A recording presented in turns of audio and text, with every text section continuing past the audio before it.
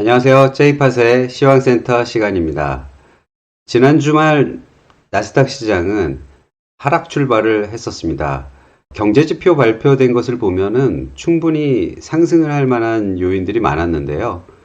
바로 트럼프의 중국과의 무역 협상이 잘 안 되고 있다라는 발언에 의해서 시장이 급락을 하면서 출발을 했었고요. 또 장 마감 무렵에는 트럼프가 다시 시진핑과 잘 이야기가 될 것으로 보인다라고 얘기하면서 반등을 해서 결국에는 약보합으로 마감을 하면서 이렇게 꼬리를 만드는 모습으로 끝내고 마이너스 0.32% 하락하면서 시장이 마감을 했습니다. 이런 트럼프의 그 노이즈성 발언들에 의해서 시장이 흔들리고 있는데요. 지난주와 마찬가지로 또 어떤 발언에 의해서 다시 반등하면서 마감을 했기 때문에 결국에는 경제 펀더멘탈 요인에 의해서 이번 주 시장은 양호한 흐름을 보이지 않을까 생각을 하고 있습니다.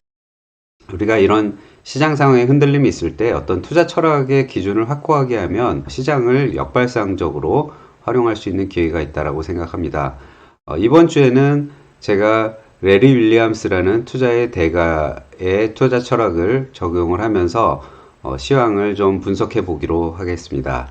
저는 이러한 현재 시장 상황을 불편한 강세장이다라고 생각을 합니다. 만약에 트럼프의 이런 무역 정책이라든지 관세 노이즈가 없었다고 한다면 지금 현재 경기나 기업들의 모습은 여전히 펀더멘탈이 강세를 유지를 해서 AI나 로봇, 전력 등 혁신 산업이 성장을 지속적으로 하면서 세계 경제를 견인하고 있다라고 생각을 하고 있고요.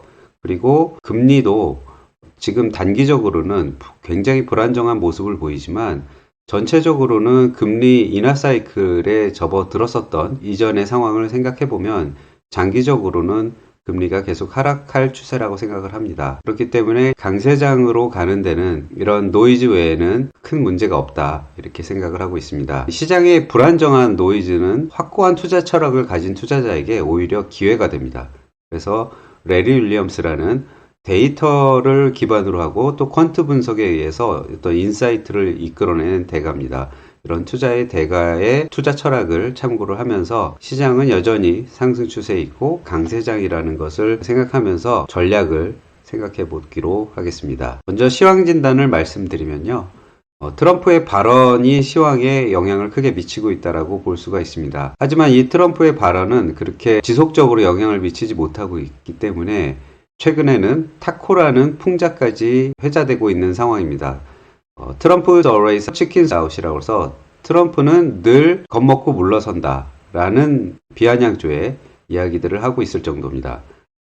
이런 반복적인 불안과 희망을 심어주면서 심리적인 변동성을 키워주고 있기 때문에 역설적인 기회라고 생각이 듭니다. 그래서 적용해 볼 만한 투자의 대가가 이번 주에는 레리 윌리엄스라는 분인데요. 레리 윌리엄스는 실적은 증가하는데 주가는 하락하는 괴리를 매수하기에 가장 좋은 기회 중에 하나라고 강조를 했고요. 이것을 적용하자면 트럼프의 발언으로 인해서 주식시장이 일시적으로 흔들릴 경우에는 펀더멘탈이 견고한 주식을 매수할 기회라고 보시면 될 것 같습니다.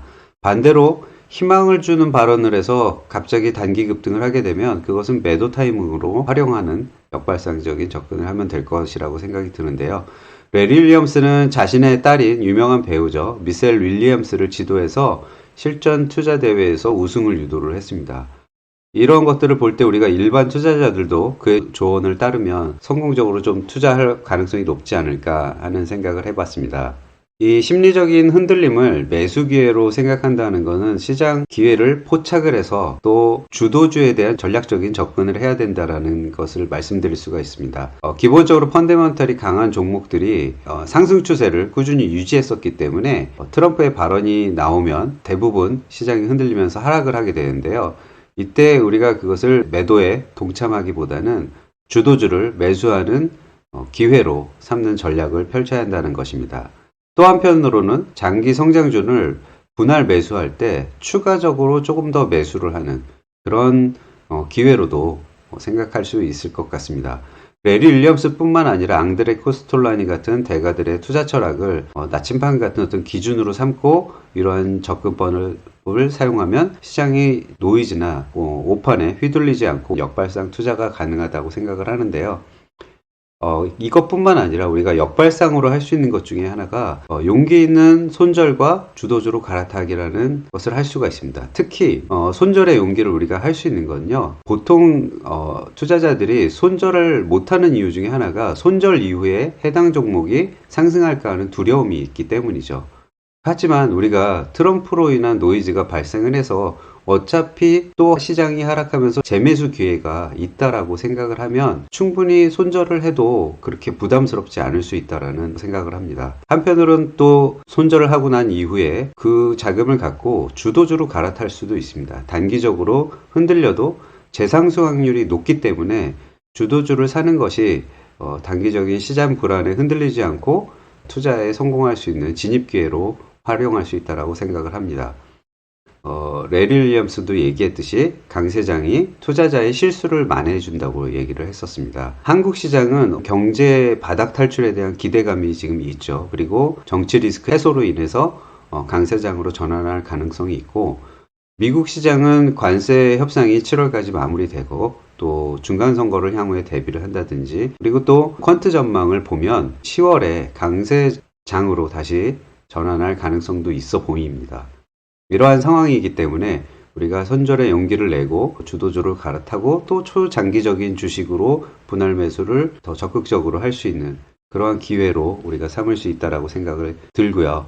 단기 주도주의 접근 전략은 한국은 증권주가 최근에 주도주로 부상을 하고 있습니다. 코스피가 상저하고 흐름 속에서 하반기에 3,000포인트 이상까지 상승하는 강세장이 도래된다면 시장 거래량 증가하고 이제 직접적인 수혜를 입을 가능성이 높아서 주도주로 자리매김할 가능성이 많다라고 생각하고 있고요. 늘 최근에 주도주였던 바이오 섹터도 지금과 같은 상황에서는 주도주 역할을 잃지 않을 것이라고 생각을 하는데요. 바이오라고 다 주도주가 되는 건 아닌 것 같고요. 제가 보는 관점에서는 관세와 상관관계가 적은 분야는 ADC나 비만, 뷰티 관련돼서 빅파마 쪽으로 기술 수출을 하면서 빅파마들의 특허라든지 실적이라든지 이런 것들을 도와줄 수 있는 그런 기술 수출 관련 바이오 기업들이 유망한 섹터라고 생각을 합니다.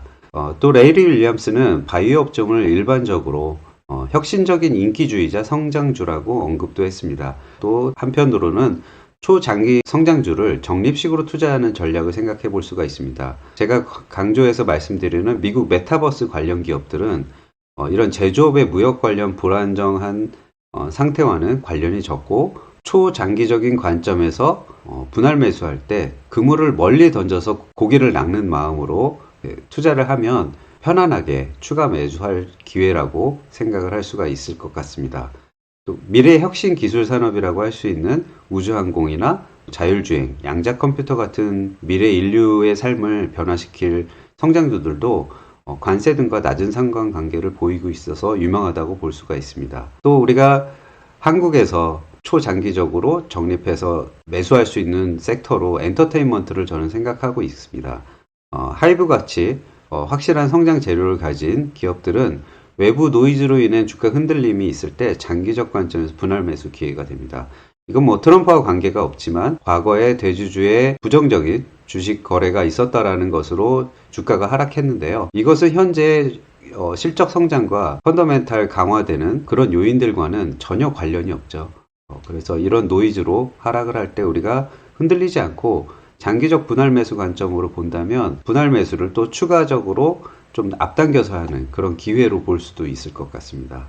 그리고 저는 글로벌 구독 모델의 지속적인 성장을 믿고 있는데 특히 넷플릭스 같이 시장 지배자로 성장한 기업들 같은 경우에는 지금 오징어 게임 3와 같은 대작 공개가 예정이 되어 있고요.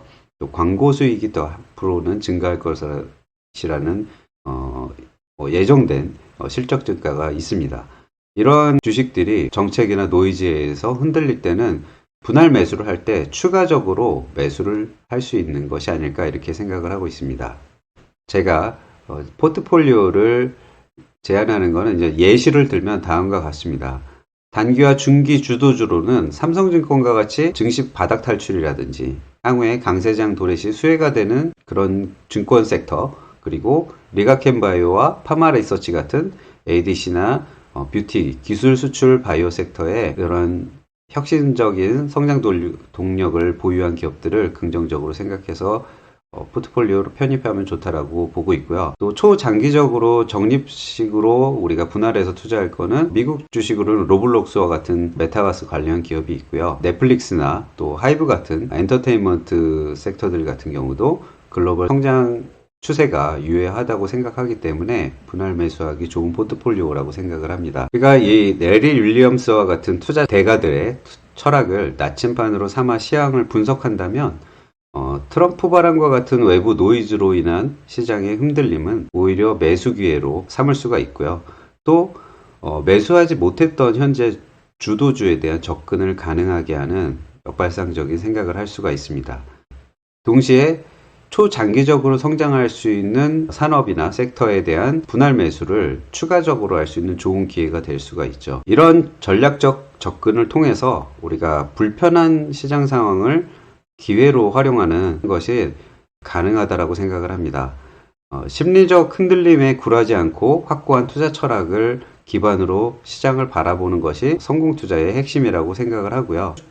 자녀에게 투자 교육을 해서 자신의 철학과 이론을 성공 가능성이 높다고 증명할 레리 윌리엄스에 관해서 추가적으로 다음 시간에 같이 생각을 나눠보기로 하겠습니다. 오늘 영상이 도움이 되셨기를 바라고 다음 시간에 또 뵙겠습니다. 감사합니다.